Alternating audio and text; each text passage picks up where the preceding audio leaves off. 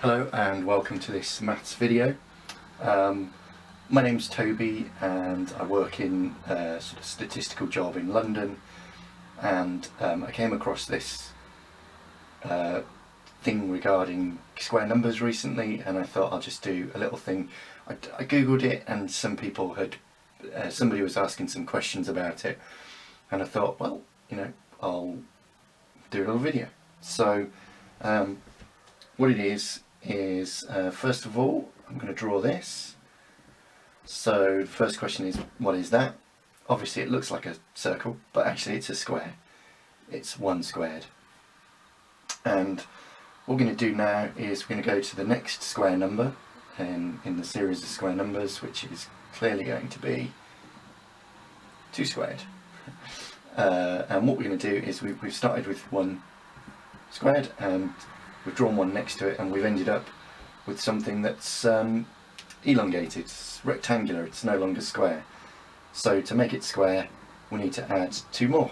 So we've done that here, and then we've arranged it in a square. So you can obviously see that it's a square number. And what I think is quite useful here is that there's almost an algorithm emerging, that we started with 1 and then we put 1 next to it, and then in order to make it square again we had to put 2 over the top, and that's 2 squared. And let's just do it one more time. So we start now with our new square, which was 2 squared, and then in order to make it into a bigger square we then have to add 2 on the end here, and then to make it properly square we add another 3 across the top, and this gives us 3 squared. Clearly you can see that that's 9. Okay, so what we've got now is we've got a number sequence. So we started with 1 here, and then we added 1 to it, and then we added 2 to it, and that gave us our second square number, 1 plus 1 plus 2, which is 4.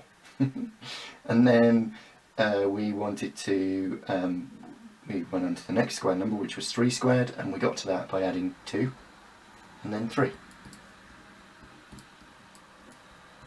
And you can see, because this geometry never changes, because it's always a square, you always have to add, in this case you'd add 3 and then 4, and then you'd add 4 and then 5, and then 5 and then 6, and the square would just get bigger and bigger.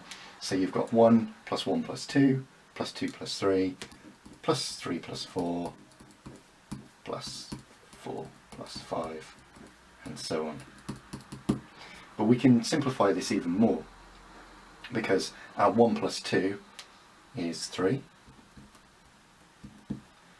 2 plus 3 is 5, 3 plus 4 is 7, and you've guessed it, plus 9, plus 11, plus 13, and so on.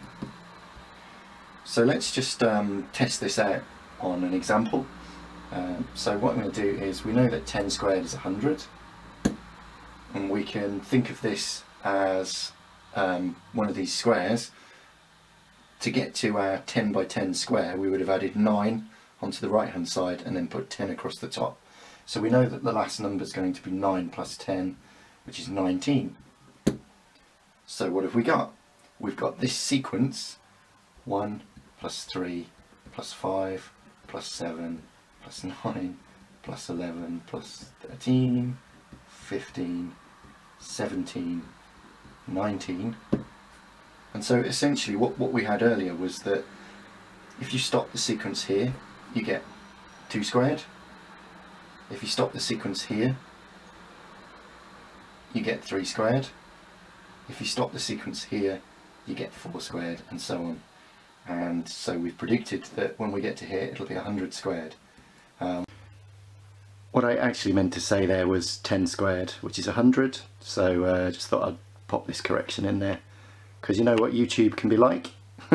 What kind of helps us here is that we've got pairs: 1 and 19, that's 20, 3 and 17, that's 20, 5 and 15 is 20,